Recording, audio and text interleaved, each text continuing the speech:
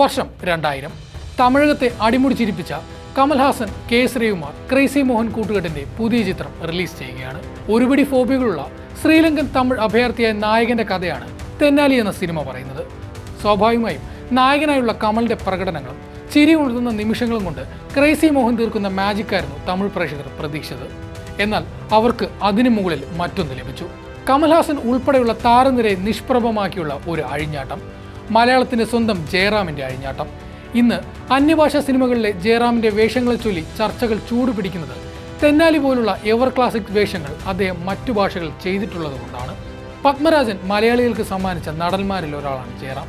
ഒരു കാലത്ത് മമ്മൂട്ടിക്കും മോഹൻലാലിനും സുരേഷ് ഗോപിക്കുമൊപ്പം നാലാമനായി മലയാളികൾക്ക് പ്രിയപ്പെട്ട നടനായിരുന്നു അദ്ദേഹം. മാളൂട്ടി, സന്ദേശം, അയലത്തെ അദ്ദേഹം, കാവടിയാട്ടം, മേലെപ്പറമ്പിൽ ആൺവീട്, കളിവീട് തുടങ്ങി 90കളിൽ ജയറാം ഉണ്ടാക്കിയ ഓളം ചെറുതായിരുന്നില്ല. ആദ്യ ചിത്രം അപരനിലൂടെ നായകനായി എത്തി. പിന്നീട് നിരവധി ചിത്രങ്ങളിലൂടെ മലയാളത്തിൽ തൻ്റെതായ ഒരു സ്ഥാനം ഉറപ്പിച്ചെടുത്തതാണ് ജയറാം. മോഹൻലാലിനും മമ്മൂട്ടിക്കും സുരേഷ് ഗോപിക്കും എന്നപോലെ വ്യക്തമായ ഒരു ഓഡിയൻസ് ജയറാമിന് എന്നും ഉണ്ടായിരുന്നു.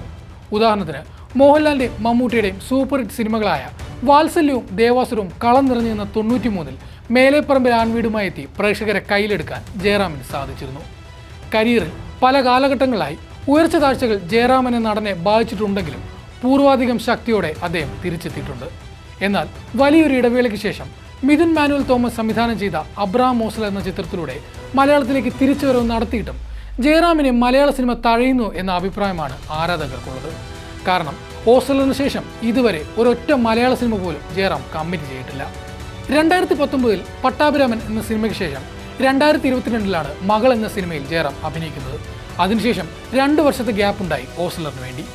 എന്നാൽ ഈ ഗ്യാപ്പുകളെല്ലാം തമിഴ്, തെലുങ്ക് തുടങ്ങിയ അന്യഭാഷകളിൽ ജയറാം നികത്തുന്നുണ്ടായിരുന്നു.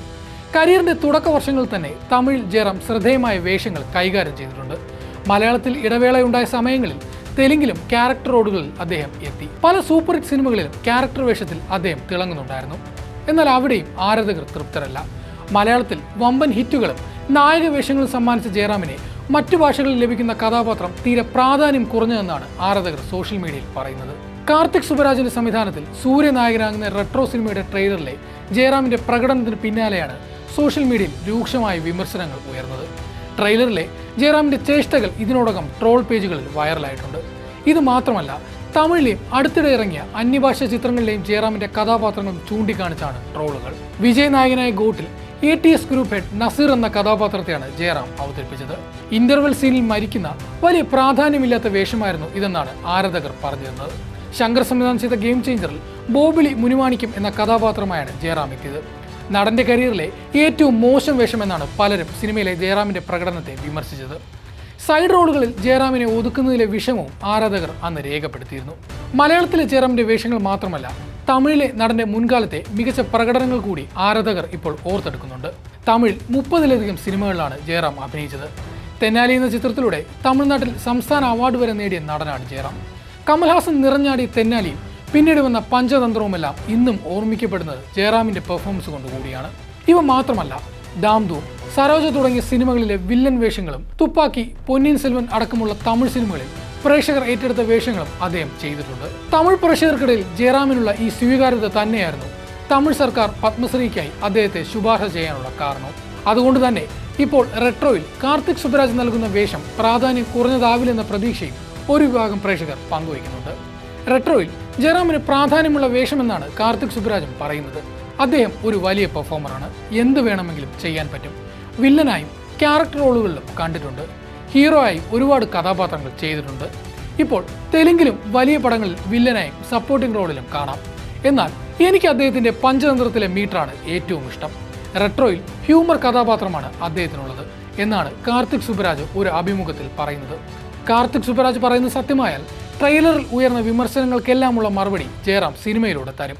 ജയറാം മറ്റു ഭാഷകളിൽ സഹവേഷങ്ങളിൽ അഭിനയിക്കുന്നു. മലയാളത്തിലും അദ്ദേഹത്തിന് അത് ചെയ്തുകൂടെ?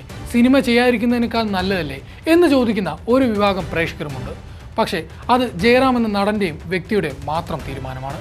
ഏതൊരു ഭാഷയിലെ സൂപ്പർ സ്റ്റാറുകളിൽ ഭൂരിഭാഗം പേരും മറ്റു ഭാഷകളിലെത്തുമ്പോൾ സഹതാരമായോ വില്ലനായോ ഉള്ള വേഷങ്ങൾ ചെയ്യാറുണ്ട്.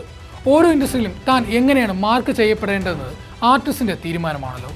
എന്നാൽ ജയറാമിന്റെ ഓസ്ലറിനെ ആഘോഷിക്കുന്നതും ഗെയിം ചേഞ്ചറിലെ വേഷത്തെ നിശിതമായി വിമർശിക്കുന്നതും ഒരു പരിധിവരെ ജയറാം എന്ന നടന്റെ ആരാധകർ തന്നെയാണ്. ജയറാമിന്റെ പൊട്ടൻഷ്യൽ പൂർണ്ണമായും ഉപയോഗപ്പെടുത്തുന്നില്ല എന്ന വിമർശനമാണ് ഇവർ പലപ്പോഴും ഉന്നയിക്കുന്നത്. വേഷങ്ങൾ ചെറുതോ വലുതോ ആകട്ടെ, മികച്ച പെർഫോമൻസുള്ള വേഷങ്ങൾ തിരഞ്ഞെടുക്കാനാണ് ഇവർ ജയറാമിനോട് ആവശ്യപ്പെടുന്നത്. റെട്രോ ആരാധകർക്കുള്ള ആ ട്രീറ്റ് കൂടിയാകുമെന്ന് പ്രതീക്ഷിക്കാം.